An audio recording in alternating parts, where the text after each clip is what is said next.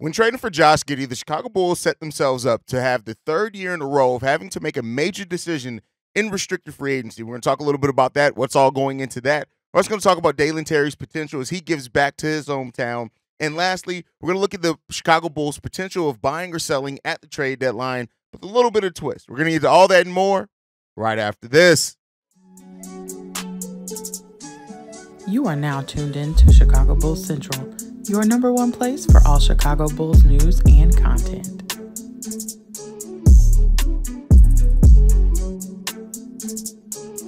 What's going on, Bulls fans? Welcome to another episode of Chicago Bulls Central, your number one spot for everything Chicago Bulls related. I'm the host, Terry Hayes, but more importantly, you guys can follow the channel at Bulls Central Pod on every social media platform we happen to be on. With that being said, let's go ahead and get into this content for today, y'all. So I want to start this off with talking around the Josh Giddey situation with the Chicago Bulls, right?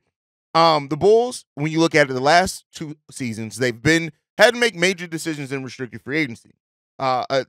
This past season was Patrick Williams, right? They made a decision on Patrick Williams, locking in for a 5-year, $90 million deal that works out to $18 million annually. That is a straight contract. It's $18 million every single year. It doesn't have the typical 5% raises. The offseason prior, they had to re-sign Coby White and Ayo Dosunmu in restricted free agency and make decisions on them, giving both of them 3-year deals, which means that at the end of next season, right, the Bulls still have to, not this upcoming season, but the season after, the Bulls are going to have to already make a long-term contract decisions with those guys, even though they're on really reasonable contracts right now. And then you add in the Bulls trading for Josh Giddey with 1 year left on his rookie scale deal before he goes into restricted free agency at the end of this upcoming season. So that's 3 years in a row that the Bulls have to make decisions. Now, this one's a little bit different in the sense that Ayo Dosunmu and Patrick Williams had been here, and Coby had been here their whole career. So you had years of data, knowing how they work, the trainers being able to talk to them, things like that. Josh Giddey has yet to even work with your training staff yet, right? And so you're going into a season where you're going to have to make a decision on the long-term future of Josh Giddey on your franchise based off one season of data with being on your team. Now, of course, he's been with the OKC Thunder for years, so you get to take a look at that. 3 seasons he's played under them. So you get to take a look at that on the talented 21-year-old. But the Bulls are going to have to, like I said, they're going to have to make a pretty big decision when it comes down to Josh Giddey. And while some of the criticisms around Josh Giddey, much like they have become about a lot of players when it comes down to things like this, it goes a little too left into the criticism, the legitimate criticisms about him, and especially how his season ended, without really taking a look at the totality or the numbers outside of that, right? So, it's going to be important. Josh Giddey, we know it. He's not a great shooter. I think nobody can take away from that. Josh Giddey is a below average 3-point shooter. That's just not the best thing from him. But people often talk about how the season ended for him against the Dallas Mavericks, which he did struggle in that series. But people forget that the previous series against the Pelicans, he actually shot 50% from 3-point range, right? And that was another team that was trying to gamble against Josh Giddey. Josh Giddey, who's grown as a 3-point shooter every single year. But what Josh Giddey is bringing to the Chicago Bulls team is what we've talked about. He's going to bring somebody that fits the younger timeline better, that's going to put players in position to score better, with him being in the 90th percentile open shots generated for his teammates. He's also in the 85th percentile of assists over his time in the NBA, and that's realized assists. That's the actual buckets that go in, right? But Josh Giddey, it's I don't want to make it seem like it's this home run hit, right? And I think, because I've been more positive on the Josh Giddey trade, because I look at the realities of it, remove it from the narrative, and look at the realities of who he is. Yes, questionable shooter, right? Even though he's gotten better every single year. He's better on wide open threes, which every player in the NBA should be better on wide open threes. We know that he had a really good performance, shooting over 40% from 3 in the Olympic tournament, but that still brings a lot of questions on. It's a shorter line there, things like that. But I've explained before how he can use kind of even stepping in from 3-point line as a way to extend the defense, right? So that they have to guard him even at the 3-point line because of the first step that he does have. But the Bulls are going into a now situation where you're doing the 1A, 1B type point guard thing when it comes to Josh Giddey and Coby White. And so it should take the pressure off each other in different areas, right? Because they both have the ability to handle the ball. But we've talked about it before. That's not necessarily just something you can go for a foregone conclusion with when it comes down to Josh Giddey either, right? And so also when you, like I said, the shooting woes from Josh Giddey, 47% from threes over in Paris in the Olympic tournament. You're hoping that kind of translates to, like I've said before, if Josh Giddey can just be closer to league average three-point shooting wise, which when you look at it, he started off his NBA career 26% from three, then 32% from three, then almost 34% from three last season. If Josh Giddey can get into 35, 36, 37% from three, then that really does change the dynamic. Now, that's a huge if, but working with Peter Patton, we'll see what he can do. We've already talked about how Peter Patton's helped Ayo and even Kobe become more consistent shooters. So that's something that the Bulls are also hoping on when it comes to Josh Giddey. But we have to stop. And I know it's not going to stop because I've been given the facts on it for a long time. And some Bulls fans, whether it's because they think it's a slight to Lonzo Ball or, they talk about, well, the things outside of basketball, which, again, do your research on the facts of that. A lot of people are talking from a place of, like, sensationalism rather than the facts of what happened in that, even though still concerning, right? Let's be clear there. But when it comes down to it, there's still significant potential. Josh Giddey is 21 years old.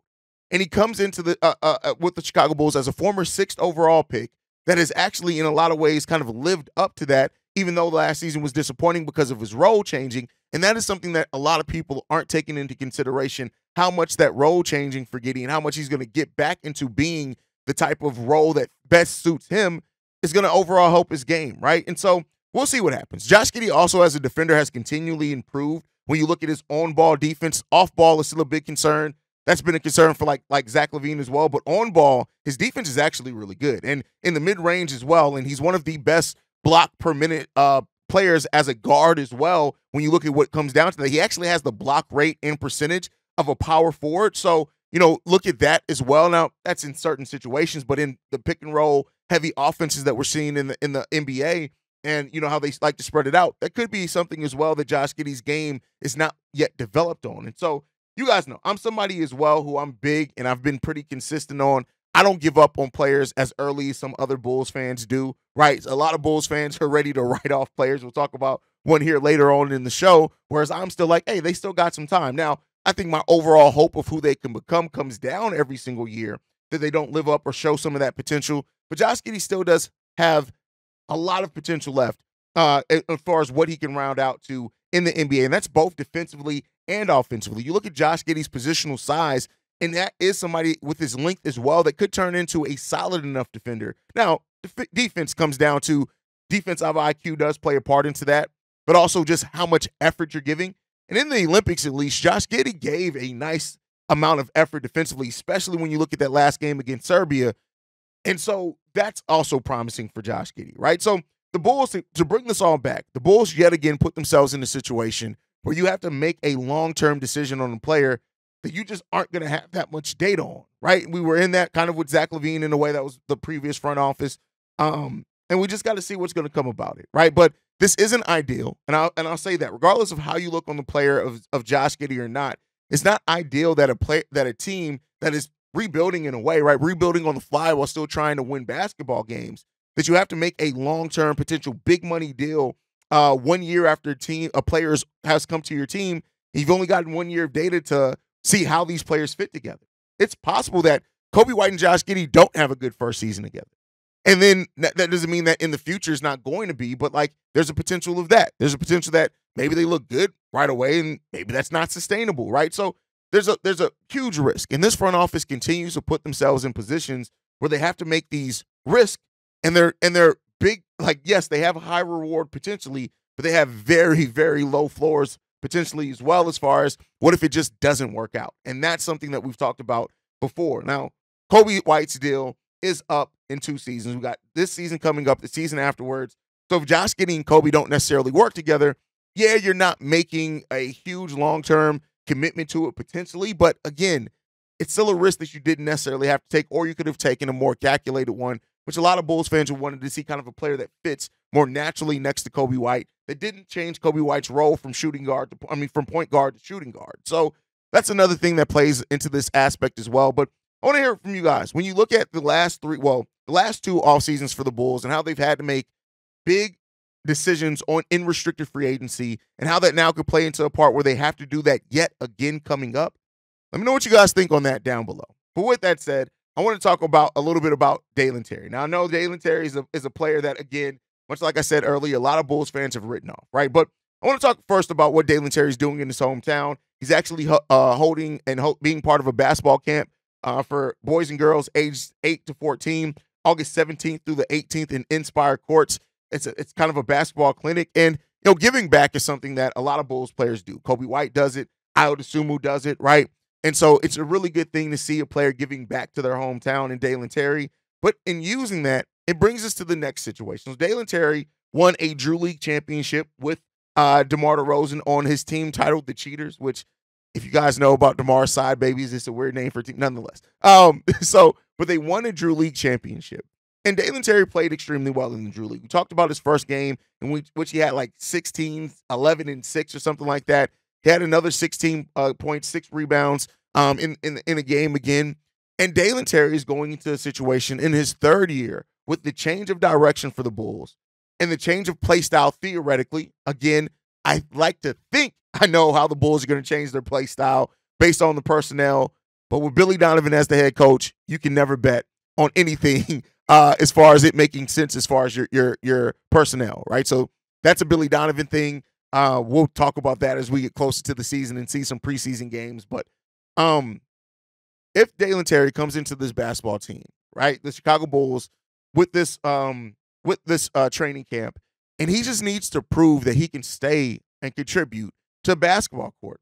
Dalen Terry was a player that, for a lot of reasons, Bulls fans are already going to have something against him because of who was on the board when we drafted Dalen Terry. That was kind of what we needed at that time. Walker Kessler, who was there, still on the board, was a center that we needed. Keep in mind, at that time, we didn't have Andre Drummond yet. He was a rim-protecting big that could rebound, had some upside in pick-and-roll offense and defense. And the Utah Jazz, who are now shopping him reportedly, and we'll see what happens there. A lot of people constantly look at that draft and say, but we drafted Dalen Terry, right? And I understand that, right? And Dalen Terry is extremely raw prospect who came in 6'7", 195 pounds. I think he's around more like 210 now. Don't go off ESPN's weight. ESPN's weight is always wrong after it's only correct up until the draft combine. It's never right after that. But I think he's around 210, 215. And Dalen Terry still offers a skill set that I think could be useful in the Chicago Bulls. A solid defensive player that can get out in transition, that's energy, and that, has some, what he had the game last season where he made like 5 3-pointers, something like that. He's still extremely raw. At being 22 years old, I'm not ready to write Dalen Terry off as a bust, as some Bulls fans are. I understand it, right? I do understand it. It's understanding and agreeing are different things. I understand a lot of the doubt around Dalen Terry completely. I don't understand. I don't agree with the trying to write him off quite yet. I don't agree with that. But again, I said this over on Locked On Bulls. We can talk all day about a player not getting a lot of opportunity. And the thing that it raises me to is like, yeah, I would like to see Dalen Terry get more minutes to see what he can bring. Make no mistake about it. But also you have to ask yourself, what's happening in training camp? What's happening in practice to where he's not doing enough to where the coaching staff feels like we need to play Dalen Terry because he can help us? I think that's also a fair question to ask in this. And so it's up to Dalen Terry to calm those questions down to get it to a point to where you have to try to play Dalen Terry. Now, his minutes doubled last year from the year, his rookie season, from 5.6 to 11.5. He did play in 59 games last season. He even started 2 games for the Chicago Bulls last season, so you can look at that as well. But Dalen Terry, make no mistake about it, Dalen Terry has not yet shown something to where you know who Dalen Terry is as a player. Now, again, I'm not ready to give up on him. I'm not Pat the designer. Shout out to my boy Pat. In 2 games as a starter and playing 24 minutes last season, he averaged 12.5 points per game, 50% shooting from 3, taking 3 of those per game, and 69% shooting overall from the field. Also, in those 2 games that he started and played and averaged over 20 minutes, he also chipped in a block, a steal and a half per game as well. So Dalen Terry has shown a little bit. And it's a very small sample size of data that you can't extract a lot out of. But it's up to Dalen in this third year to at least prove, hey, play me. And in a season where we lost our 2 energy guys, Javonte Green is gone. Alex Caruso is gone, right? Dalen Terry, Matas Buzelis have the chances to be those energy guys. And so, and Julian Phillips as well. I don't want to take away Julian. Julian is another guy who could definitely be an energy guy for the Chicago Bulls team. And while that's not like dictating a role, right? I do think that Dalen Terry's overall, like right now, from what I've seen, his potential is being a Swiss Army knife, being a role player. And I don't mean that as a slight, but I don't see Dalen as a player that necessarily goes out there and gets you 12 to 15 every single night. But I do see him being the guy that probably averages 8 to 9 points per game, can get you 3 or 4 assists, can get you a steal or so, can get you a block, right? I do see him being that right now by the potential that I've seen in Dalen Terry. The bigger question is he going to do it, and is he going to be given an opportunity, right? One of the things that we're trying to work out over the course of this offseason is exactly what is the rotation going to be for the Chicago Bulls. Billy Donovan typically goes 8 deep, 9 a little bit, with having a 10th player that kind of fluctuates in and out of there but doesn't get consistent minutes. We pretty much know who those 8 players in the rotation are going to be. Josh Giddey, Coby White, Zach LaVine, Patrick Williams, Nikola Vucevic are going to be your starter. Then you have players like Ayo Dosunmu, who's going to be your first player off the bench. Jalen Smith, because he is, again, the only other big that you have are the guys there. Then you're hoping that Manas Buzelis, as a rookie that was drafted 11 overall, is going to get some tick as well. I know people have said the concern about Billy Donovan not playing rookies. I've already debunked that. He's played more rookies than he has not played rookies. It really just comes down to just Dalen Terry and Marko Simonovic, who just wasn't good. Julian was getting minutes before he got hurt, and he seemed like his minutes were ramping up as well. So, Manas Buzelis is probably going to play. But then what do the Bulls do after those 3 players? Do they go veteran with using a Torrey Craig? Do you go more energy with using a Julian Phillips? Do you go shooting with using Ernolat Batum? Right? So you have those questions around this team as well that you have to try to figure out. But Dalen Terry comes into a training camp where the rotation is not set, and he needs to bring it. And so I hope that Dalen Terry is a good kid, man. And the energy around Dalen is infectious. You feel it, all that type of stuff. And let's hope that he can take some of that raw skill that he has, that he came into the NBA with, and start making that something more realized that the Bulls can start using. Let me know what you guys think on the future of Dalen Terry down below.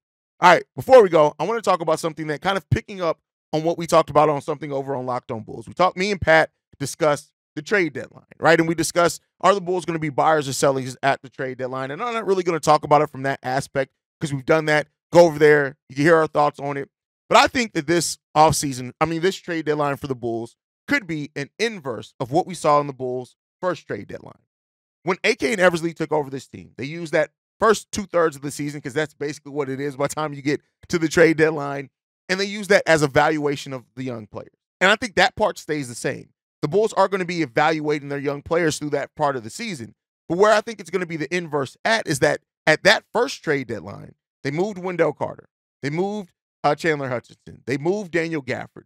They moved young players that were on this team that, to bring in a veteran in Vooch, right? They made those type of moves to do that.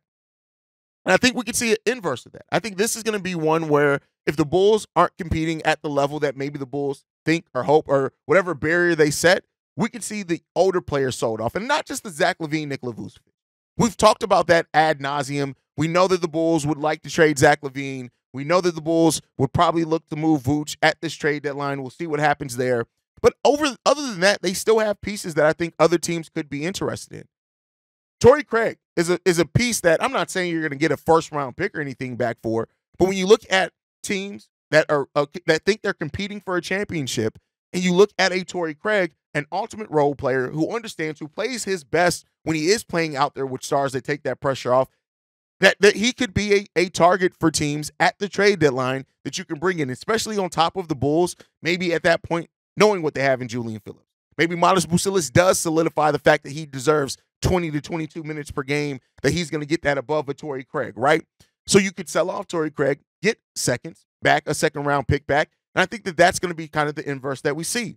Jevon Carter is a player that I think could be included in another deal, maybe even the Torrey Craig deal, because Torrey Craig's deal is a vet minimum.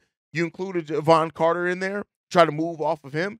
That's a potential right there as well. And then you got to look at some of the other players that are still on this Bulls team also when it comes down to it. I do think, personally, that one of the young players could be moved if the Bulls look like they're keeping their lottery pick and they don't show up. I do think that that's a possibility. But as well, Chris Duarte, is he going to show enough for the Chicago Bulls where a team could be interested in his scoring and two-way potential? This could be an offseason, a trade deadline coming up for the Bulls in which, like I say, we see the inverse of what we saw in the first trade deadline, where instead of selling off the young pieces, you're selling off some of the veterans to give those young guys, continue to get them more minutes and to see how they continue to develop towards the end of the 2024-25 season. And I don't think that would be the wrong move if they do that either. This is a season where the Bulls are hoping the young guys step up and show them something to show that we have more young building blocks on this team than initially thought. There also could be the potential that maybe Zach LaVine does fit in, like a lot of people think that he can, and he ends up staying on this team now. I personally don't think that's likely. I think the Bulls have made their decision. They've looked at the future of their cap situation, and maybe that alone is a big reason why they want to move on from Zach. We'll see. But I do think when you look at the veteran trade options that the Bulls have here, you got Vooch, you got Zach, you got Torrey Craig, you got Javon Carter, who, again, when he played with stars, he gave better production than what he did with the Chicago Bulls last year. And you got Chris Duarte on top of that. Those are 5 potential players that have all decent manageable salaries, even Vooch's salary, except Zach LaVine. Vooch's salary is still manageable, that could be used for teams that are chasing titles and maybe have an injury to a role player. Maybe they do need to add a little bit of shooting. Maybe they do need to add some defense, right? Again, that doesn't suit Vooch, but I'm not saying all the players. So be on the lookout for that. And that's going to be, to see how AK manages this is going to tell us a lot about what the Bulls' actual goal is to end the season. Is it maximizing the chance to keep that pick, or is it fighting and competing for that play-in spot?